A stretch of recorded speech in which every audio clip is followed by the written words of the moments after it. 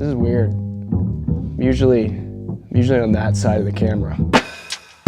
If you guys don't know me, I've been with 509 for over 10 years now, and wow, what a wild ride it's been. From producing, filming, editing, 5 films alongside with Mike Reeve, Stephen Clark, a handful of other people.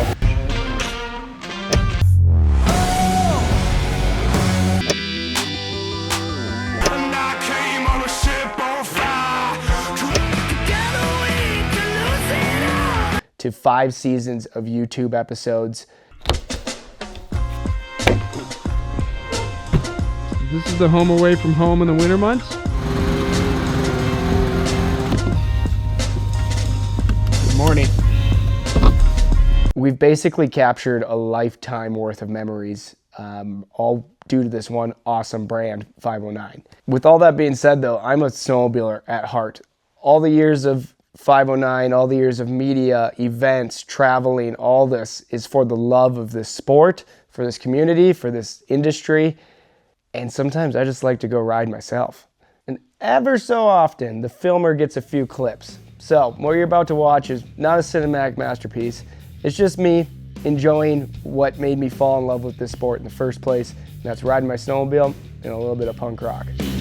Oh, got something in the way.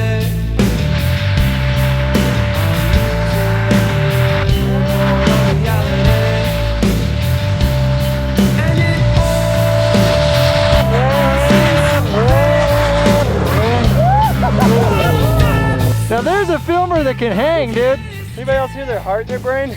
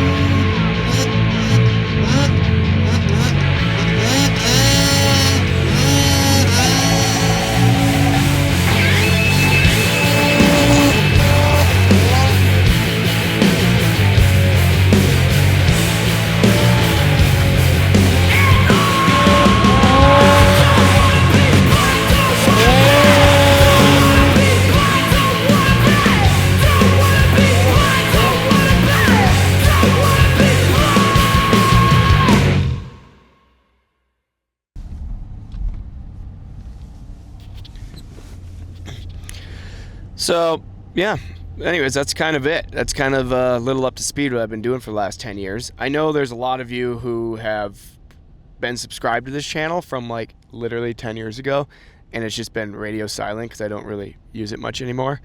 But, yeah, I'm going to use this. I want to use this channel as kind of a little behind the scenes on what I love to do. I mean, I love snowmobiles.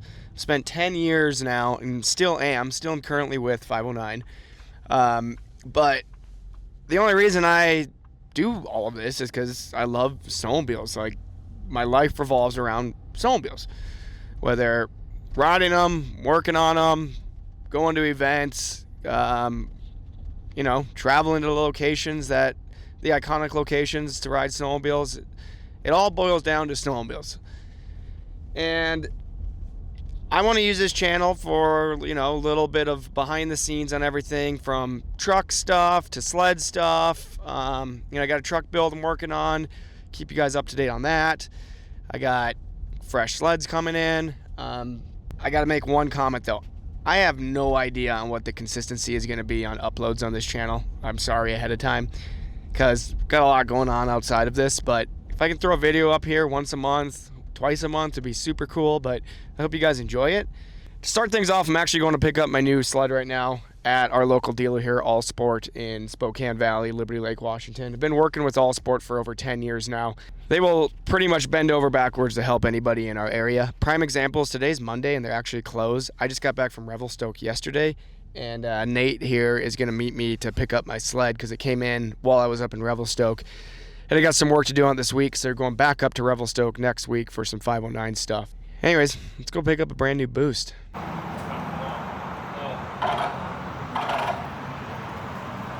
Looks so nice. There's nothing more satisfying than picking up a brand new snowmobile, especially when it's snowing out. It's not snowing out right here. It looks terrible, but it's snowing up there.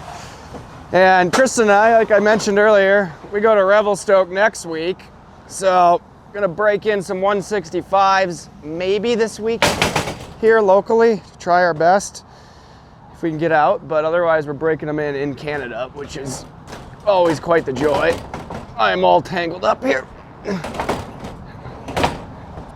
But yeah, we got identical sleds.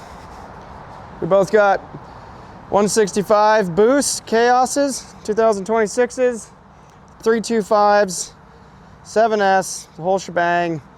And we both have a handful of, or actually a pile of parts sitting at home. How about picking them up on a Monday at the dealership? I mentioned it on my drive in. I said All Sport's the best because they'll literally do anything for anyone. Like this is a Monday and they're closed, and Nate here is an absolute gem. If you're coming into All Sport, look for Nate and the guys because, I mean, it's Monday. They're not even open. Ooh, second pull.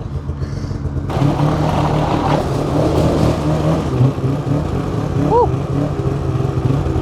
Oh my God, I can just sense horsepower. The amount of horsepower right now. Keep her coming, keep her coming, keep her coming, keep her coming, keep her coming, keep her coming, keep her coming, and stop. Who I am and where I came from. Well, I don't know.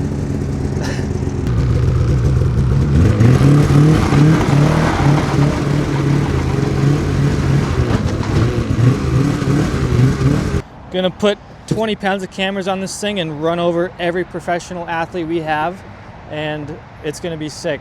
Last year I was on a 55.9R, and boy, that made me a good rider, but it was a lot of work. So I'm excited for this rig. It's gonna be good.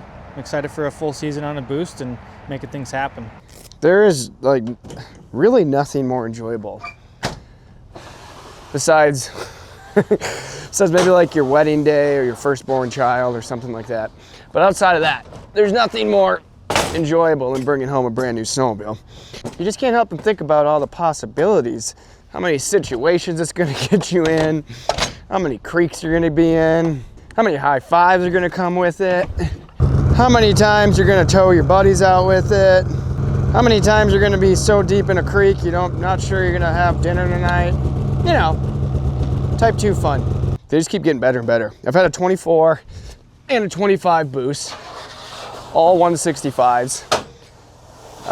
And then last year I had a 325 165, loved it. Did another 325 165 this year because I was so blown away with that configuration.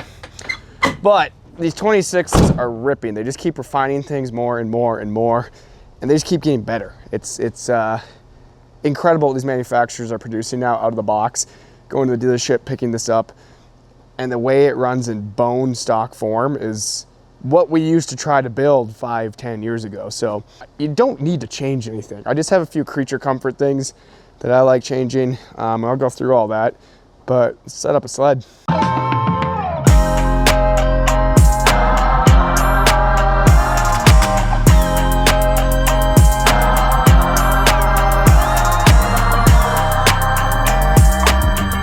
We've waited for this day for a whole year now. I have a small pile of parts. You have a massive pile of parts to put on. I got some parts from the old sled I'm grabbing. Kind of forget where to start on these.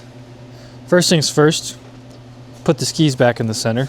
Oh, Step one. come on. I'm a middle guy. I am too. I'm just going, come on. We got to take them off. Well, that's fine. Yeah. We got to put spindles on anyways. Yeah. Quick little thing of what I'm doing. I'm blacking it out. So all the blue that's on it is coming off. got OEM plastics from Polaris, some new graphics, suspension, doing Fox QS3s, and then I think just it's gonna be small stuff like handlebar bags, mounts for my Pelican, but it's gonna be pretty stock, honestly. Just a few minor appearance changes, and that's kind of it. Might do a headlight delete, but that's not here yet. Well, step one is sort through this pile of parts we've been stock loading up on. Let me get some stuff out here. I'm holding one item. I ran a 2-inch lower than stock handlebar for the last 3 seasons. It's been the stock pullback, stock degree bend, everything, just 2 inches lower than the factory low bar. So this year I'm doing the Zollinger Racing 2-inch lower billet steering post. A, I love the guys, I've known them forever. They've always been a huge hand. B, my brain was like, oh, I hate changing handlebars, this will be easier. Yeah. But the more I've looked at it, it might be more difficult than just changing bars. So we'll start with that because that's a creature comfort thing.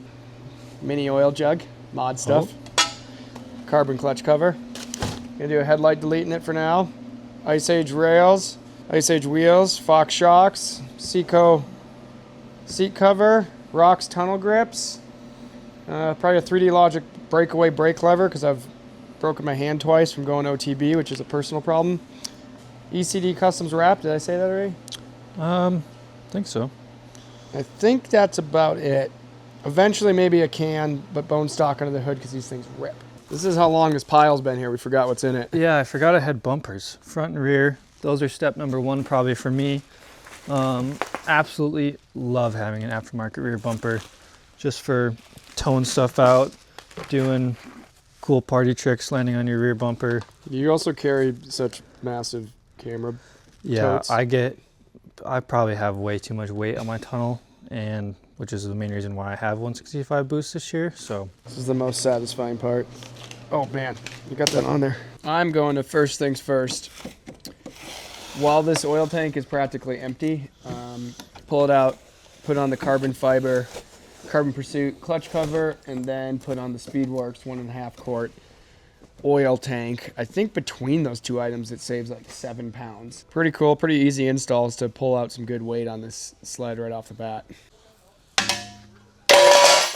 So this Carbon Pursuit clutch cover is an insanely easy install. It uses all the factory hardware. You just drill out these rivets for the mount tabs and re-rivet it into this cover. Actually, I think it's going to be a little different this time because I'm going to run that small reservoir. I need to double check. I haven't looked at the process yet. But either way, quick, easy install to shave some weight. Cool thing about this is Frank over at Carbon Pursuit a couple years ago asked me, he's like, where do you think there's somewhere easy, user-friendly to shave some weight on the Matrix? And I recommended this clutch cover. And then he sent me a prototype before it went mass production.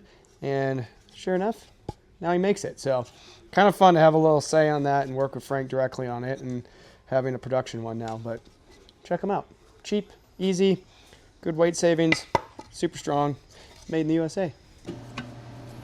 I just got to bolt this up, bolt that into there. And then look how much more space is in here.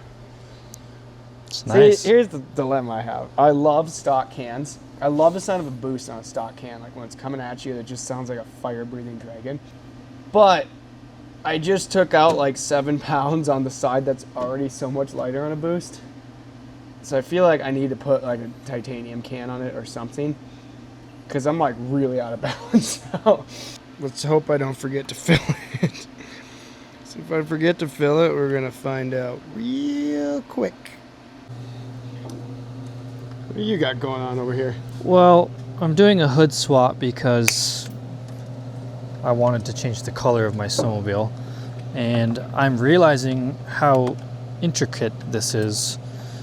Polaris does a great job of assembling these things because people like Caleb decide to throw them 200 feet in the air and upside down and this and that, and boy, they can sure handle it because they don't come apart that easy. Trying to get in there and then zip ties, then it should just pop right off and then go right into the new hood. So honestly, it's pretty good now, but definitely wasn't the easiest. Had to pull the vents. If you ever swap a hood, Make sure you buy these because getting those back on and in working condition was not the greatest. Gauge is in, hoods are going together. Woo! Got the side panels done, so we'll have this hood on pretty quick and we'll have an all black sled. I was concerned this was gonna be harder than doing bars, but I've been through these sleds like front to back a lot, but not as much in the boost, and I had a dumb move. I really thought this piece right here was going to be attached to the whole console here.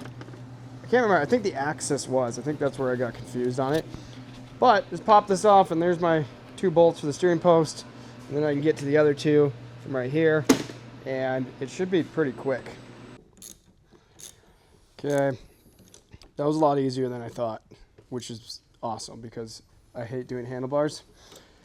I like to run bars almost in line with the post, right in between, like in line with it and slightly pulled back. Keeps it easier to transfer your weight back. You don't feel like you're so far over the front of the sled. Keeps you kind of a little more center of gravity right in between, you know, front of the track, back of the track. This is the first time I ran this post setup, and super clean, easy install. Just bolted right into all the factory bushings and everything lined up perfect. It's definitely a strong piece. It's all billet, so I think my body will give before the steering post does. Tristan, that's looking good. Yep, hood's back together, gauge is in, windshield's on. Ooh, this is one of the best parts about getting a brand new sled. That's like taking the film off of the screen of a new phone. Yep. Oh. Next thing I want to put on is the Ice Age Elevate lightweight spindle. It's all machined out, billet aluminum, works of art. I've been running these for like 6 years now, to the point where Ben and Frank at Ice Age constantly quote me on it. I'm saying like they tackle old tracks better than anything. Inch taller. I think they're a little bit further forward, so it just kind of increases that attack angle and has a little more clearance. The sled is already super, super well balanced. You can ride in bone stock as is. But as far as creature comforts go, this is something I've been running for so long now that it's like a must-have on these sleds. It also looks super, super sick. I do want to make a quick note. I am going to put QS3 Fox shocks in this, QSE, sorry, which will probably just be a whole separate video, but for right now, just to get some break-in miles on and piece things together, I'm going to put these on with the stock shocks and just pick away at the stuff I have laying around here. Whoever works in the torquing department at Polaris, I think this one usually is a bit much. Oh my God. It is steering component, so I do understand. An upside down bolt is so confusing. Righty tighty, lefty loosey. I got it first try. That never happens. I think I've made about every mistake you can make when it goes to putting on parts over the years. But because you make all those mistakes, then you learn from them, and you don't make them again. So there's only a handful of mistakes left to be made, but I think the remaining ones are pretty severe consequences. Run skis uncentered. It seems like it's got the most even ski pressure and it's most predictable on edge. I don't like them narrowed up any further. I feel like the distribution of the weight of the sled gets kind of thrown off if you have it anything but centered. But I'd tell everybody to start on center. These things are so balanced, so easy to get on edge as is. Now that I got all my tools, it is currently 7:17. Let's see how quick we can do this one. What am I doing? I'm wasting time with that.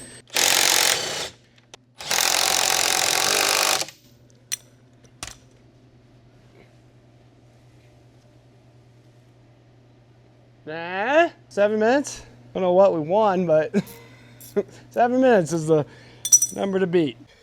Okay, this is another McKinney must-do. Actually, I learned this one from Caleb Kosterky a few years ago. Cold cutter ice tire screws. They're like really violent. If you feel like destroying boots, I don't care what brand you wear, but they will destroy boots. But you're not going to slip. Also, side note on that, if you do slip, you're going to fillet yourself, so you should wear full knee braces. I wear Mobius knee braces every single day, and hip pads, everything to protect me from being filleted. There's kind of these windows here from the current traction screws here. I don't really need the tape measure, it's just more of a guide, but I kind of use this outer one as a point of reference. and usually do every other one. So I don't know, I get weird about them. Sometimes I'll do every single one if I'm just feeling like I'm riding terrible. And then combine that with some Rox tunnel grips here at the end, and you're like locked into the machine. Every time I drill a small pilot hole, that's what I marked it for. Because if you don't, I've sheared off the cold cutters when drilling them in with the impact. It's got too much bite on them. If you do get these, make sure you get the black ones because they look sick. I don't know what they're made of. I don't know if they're like anodized or something, but the black doesn't wear off of them. They make them in gold too, which actually does look kind of cool, but. Now, I'm now feeling, I'm not very ambitious for this actually, of considering starting the miserable yet extremely rewarding process of wrapping a snowmobile. I'm not gonna film all this. I'm just gonna maybe cut to when it's complete. But there's a little teaser of what this thing's gonna look like. She's gonna be orange. My lovely wife is holding the camera, and then that's her cue to put it down and help me. And then we'll cut to it when it's done. New day, got the sled wrap done. Was not worth keeping you updated on that because that's a process. Got the shocks in the front, and now it's time to build the skid with some Ice Age 165 classic rails. Gonna pull the skid out of this thing, transfer all over the swing arms, put in some fresh shocks, and put her back in the sled.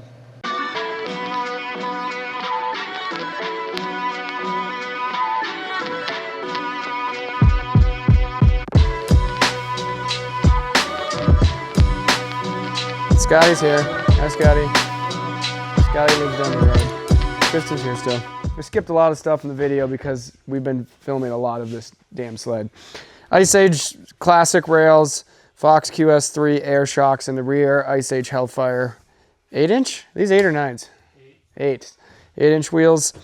Yeah, then I got Fox shocks in the front of it now. Probably gonna switch it up to a QSE setup maybe later in the year here.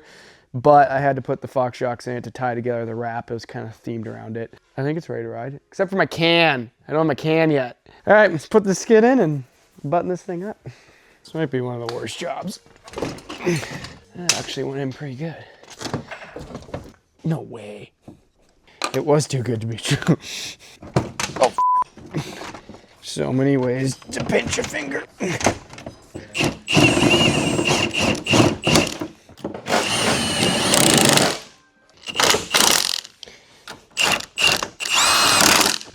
And snowmobile.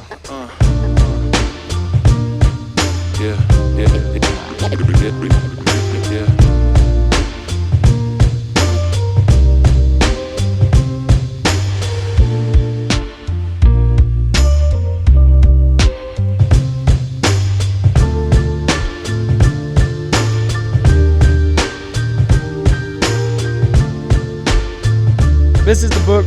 This is the boogie. This is the buggy for the year. 2026 Khaos 165 Boost. I know you guys kind of saw everything we're putting it on, but we'll kind of run through it front to back here.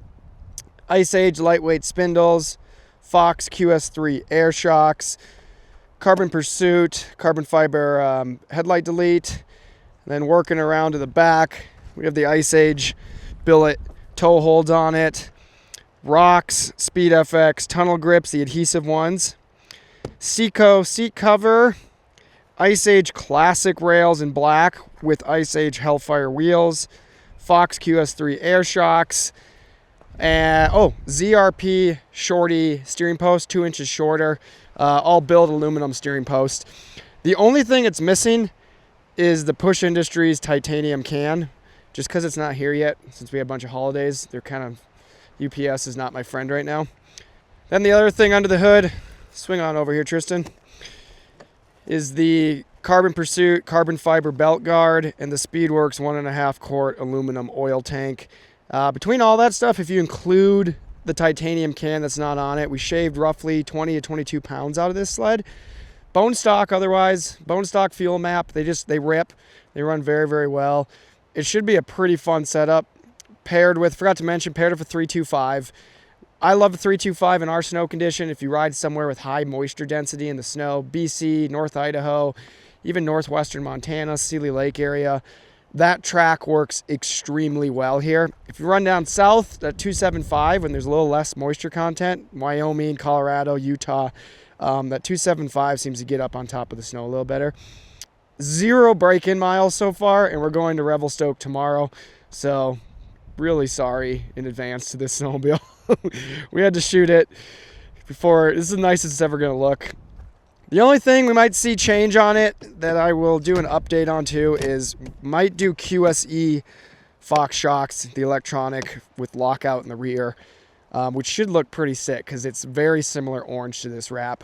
How did I forget to mention that? ECD Customs killed it. I've been running ECD wraps for, gosh, like 12 or 14 years now, which is crazy. And Eric just knows what I want, and he loves that clean factory look. So we went with a real factory finish, factory placement on the Khaos logo, factory placement on the Boost logo, and then just some subtle contrast in here to, you know, add a little definition between all the panels. Fade it all to matte black. I think it's super clean. Okay, it's like pretty much time to ride these things. It's middle of December. If you guys enjoyed this, I'm not sure when the next upload will be, but it's kind of fun to make this stuff on the side, a little look behind the scenes. Like, comment, subscribe. You might see another video. No promise on when, but let's go break these things in Revelstoke.